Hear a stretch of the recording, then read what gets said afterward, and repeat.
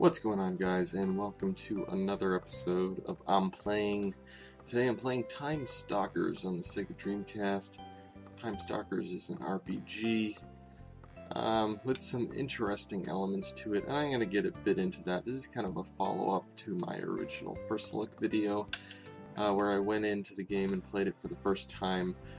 This time I'm going to go into a bit more detail, as in the first video I really wasn't able to get that much into the game because the first part of the game is really not a whole lot of action going on, and you really can't see some of the main features of the game. Now, the first thing I want to go into is the monsters in the game. Now, I'm not talking about the monsters you fight. Well, actually I am, but not about actually fighting them, but capturing them. You can capture monsters in this game and use them to fight for you, which is pretty cool. Basically, the way you do this is, instead of attacking the monster when you're in one of the dungeons, you can choose to capture them. Now, this doesn't always work. Sometimes you'll try and capture them, but it will fail. And of course, if it fails, they'll just attack you, and so you're taking a risk by trying to capture them, as you might get killed yourself. Yeah, once you capture them, you can go back here, which is I think it was called the Monster Hut or something like that, and you can go up to the hologram machine, and you can manage your monsters here. Now, as you can see, I have 3 different monsters. They're listed there. You can actually name them yourself. I named, actually only 2 of them here are named. One of them is Carl, and another one called Dino. I think you can hold up to, let's see, 1, 2, 3, 4, 5, 6, 7, 8, 9, looks like 9 monsters at once. And here you can release them if you want, which, actually, I don't know if you do it here. Oh, okay, I don't know what I just did there. Oh, okay, I'm putting them into grays, which means I can take them out of my inventory and put them in this room over here. I go into here. This is monster room number 1, and it shows all the monsters that I currently do not have in my inventory. So this is Dino here. As you can see, he's called Dino because he's a dinosaur-looking creature. So there's yeah, they really don't do anything in here. It's mainly just, if you want to make room for other monsters, you can put them in here to store them. So I'm actually going to take him back by encapsulating him. There we go. Now you can also register monsters here. Basically what this means is, say if you capture a monster while you're in a dungeon, you can immediately use them to fight for you, but if you die during a battle, that monster will be lost. But if you come back here and register them, you'll be able to keep them forever, no matter if you die or not. So I'm actually going to register this guy here, who's called Watchdog. Let's see, it's asking me to name him, so I will do that right now. Let's see, what should I call this guy here? Not very creative, but let's go with Wolfie.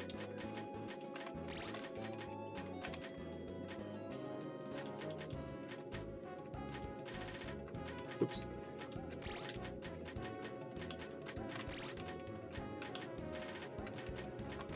There we go. Okay. And monster registration location. Select it. Are you sure? Yes. So as you can see, he's now registered and in my inventory. So as you can see, there's a skull next to Carl. That means Carl is dead. If the monsters die in a battle, you can either use, there is a revival fruit or something like that that you can use to revive them when you're in a dungeon, but if you're outside of the dungeon, you go up here to this church over here, and you can revive your monsters for a fee, which I think is like 400 gold. Corpse, see revive, okay, so it's 200 gold to revive him. I'm going to do that, and there we go. So that's basically the monster management in the game. So I'm going to show you how you actually use those once we're in the dungeon. But one thing I do not like about this game, and I think is a big downfall, is the fact that when you're in a dungeon, as normal, you do level up like any RPG. You can go, from level 1 to level 20 something. Usually that's about where you get to by the time you're to the end of the dungeon. But the problem is, in this game, your level resets after you leave the dungeon. So basically, you're leveling up again from level 1 every time you go to a new dungeon. So I don't particularly care for that, because it just kind of takes away the feeling of progress in the game. So, and that's something that I really like in an RPG. I like to progress and level up my character and improve them. And in this game, that's kind of lost because your level is reset every time you leave the dungeon. So I think that's kind of disappointing, and I think it's kind of a deal breaker for me, because I don't really care for that. I mean, otherwise it's a solid RPG, but I don't really care for that aspect of it. I mean, you do gain some progress in the form of ranks, and what a rank is basically, when you rank up, you gain extra abilities, such as some additional attacks, and different spells that you can learn. But other than that, that's really the only progress you make in the game.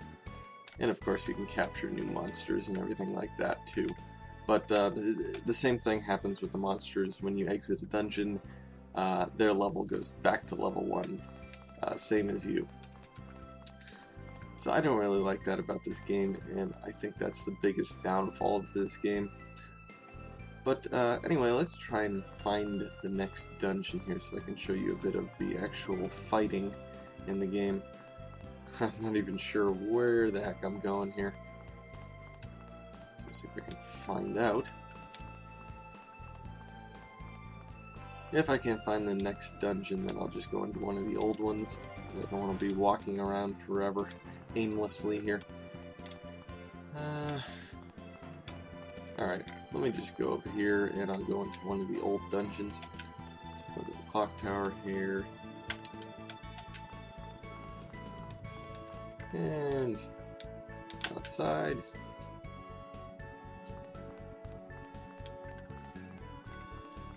And over here is one of the dungeons. Now, as you're about to see, I believe, yes, you will see this in a second. This is another aspect I do not like at all about this game. And let's do it right now here. Should come up with a message in a second here. Okay, come on. There we go. You can only take 4 items into a dungeon. Now, that may not sound so bad at the beginning when you first think of it, but the problem is those items, that item limit counts your weapon and your armor and your shield. So essentially, you can only bring 1 extra item into the dungeon, including your armor and weapon and shield. So you can bring 1 item with you, and I don't know why they decided to do that. That makes no sense at all. It's just kind of weird, and that's just another thing that I don't like about this RPG. So, since I can only do that, I'm going to actually go back to the shop over here and sell some of my items. You do get to keep your gold, at least. So, if you do want to keep some of your items and not sell them or throw them away, you can store them in your house over here. But that's really your only other option. So I'm going to go up here and sell some of my items. Yes, sell. So I think I'll probably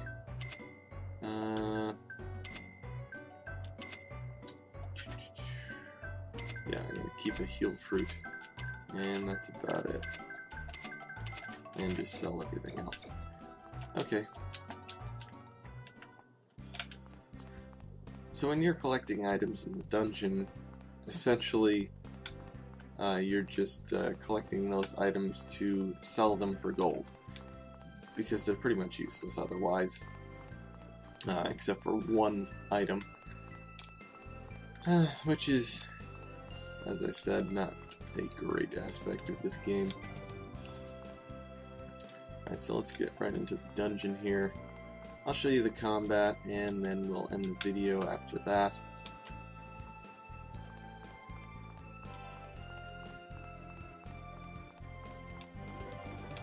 The camera in this game is not so great either. It automatically pans. You cannot control the camera at all. So sometimes the camera will go behind things, and it's kind of annoying, but it works alright, I suppose. Okay, so as you can see, let me in the dungeon now, because now I only have 4 items.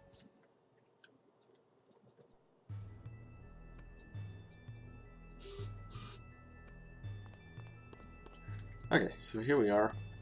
So the dungeons are randomly generated in this game, which is pretty cool, and you'd think that would give you some additional replay value, but really, with the lack of progression in this game and any sort of progress, that kind of gets rid of the replay value altogether in the first place. So yeah, I mean, it's kind of cool to have randomly generated dungeons, but the setting is kind of bland anyway. It's just a bunch of hallways basically, and occasionally you run into a room as well. Alright, so I'm actually going to release some of my monsters here. I don't know if I can actually do it right now, though. Okay, I have to wait until I get to another floor of the dungeon. You can manage your monsters, which ones you want to release, and let them battle for you, only when you get to another floor. Or you can also do it in the town, and I forgot to do it before I went into the dungeon, so I'll have to wait until I get to the next floor of this dungeon to do it. You can change your battle formation, so you can change which position the monsters are, or yourself. Some monsters can only fight things that are directly in front of them, or, you know, yeah, I'll kind of get into that a bit later, but let's fight this guy here, Power Goblin. As you can see, the battle is played out in these squares. Each party can have up to 4 people or monsters in them, and they go into a square, a designated square. That's where the battle formation comes in. Alright, so let's do a cut here.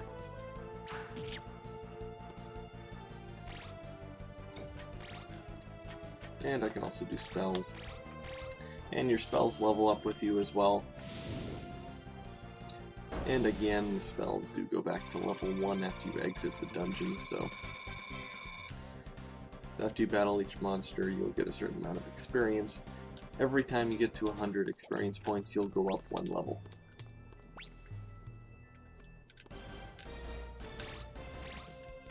Okay, attack this guy here.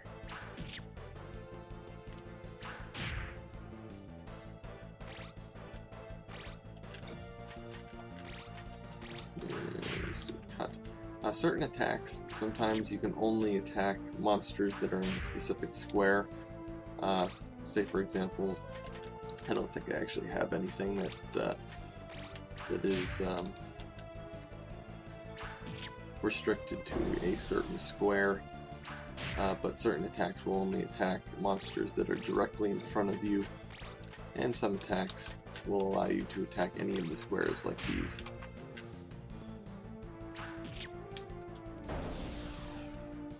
Alright, there we go. That takes care of them.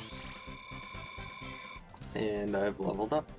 So I am now at level 4 since I gained 300 experience points there.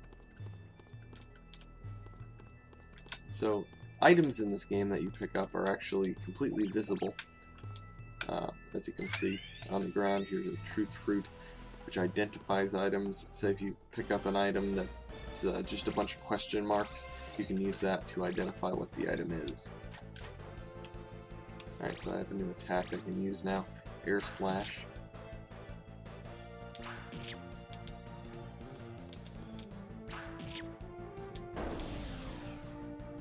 go.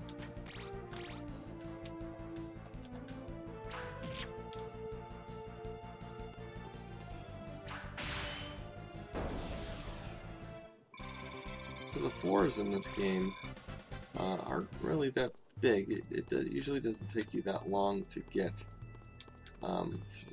through a whole entire floor in a dungeon. They're usually pretty small. The dungeons themselves are actually pretty small altogether. It usually doesn't take more than, I don't know, maybe 20 to 30 minutes to complete a dungeon. So as you can see, that's the end of the floor.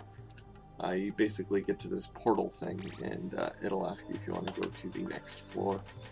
And you can also designate bonus points that you get on that floor to different aspects of your character, like strength, dexterity, willpower, wisdom, and all that stuff. Alright, yes.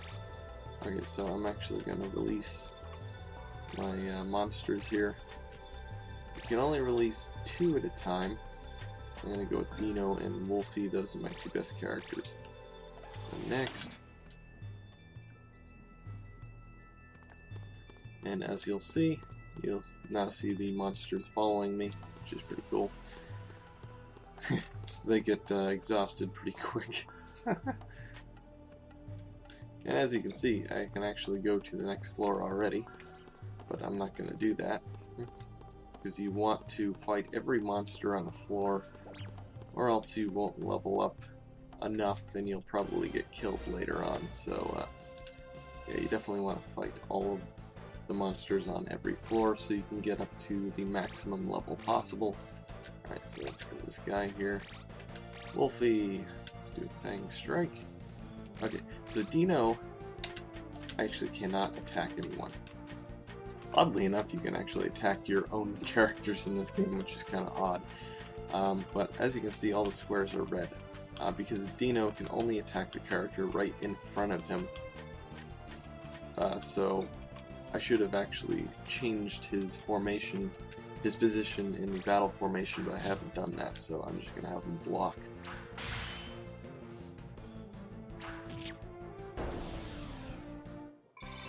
There we go. Get that guy, level up. Alright, let me change the battle formation here. Allies, battle formation. And we will move Dino here into the front. And Wolfie can stay in the back. Alright.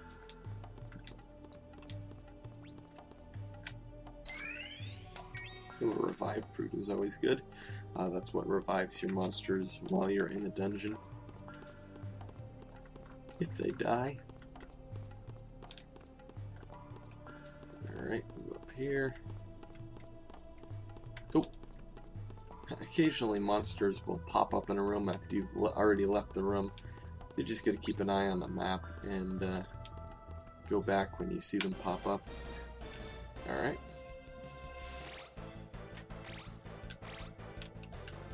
Air slash on him.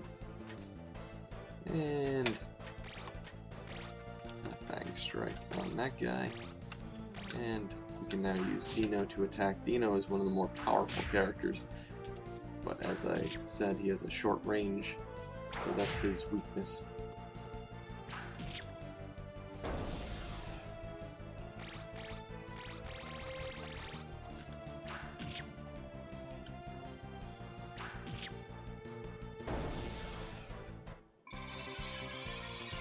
And that takes care of them. Nice.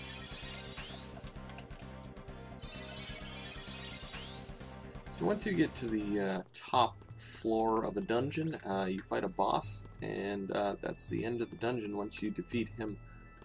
If you do end up dying, you have to start all over again. You go right back to the beginning of the dungeon and start over from level 1. So that's quite annoying. But luckily, like I said, the dungeons are short and they don't take long to complete. So at least you have that. But it'll take me a while to actually complete this dungeon, so I'm probably going to end the video here. But I probably would not recommend this game. It's alright, it's not that great. I did like the whole capturing the monsters and collecting them and having them fight for you. That was kind of a cool concept at the beginning, but the game just got kind of repetitive after a while.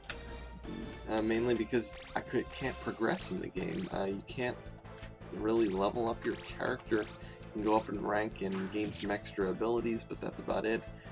I just like the progress in RPGs, and this game just doesn't have that. So, yeah, I probably wouldn't recommend getting this game. There are better RPGs on the Dreamcast, such as, obviously, Phantasy Star Online and Grandia 2, which is an excellent RPG. Definitely would recommend that one. But as far as this one goes, I really wouldn't recommend it. But anyway, guys, this has been Time Stalkers on the Dreamcast. If you've enjoyed this video, please comment, rate, subscribe, and thanks for watching.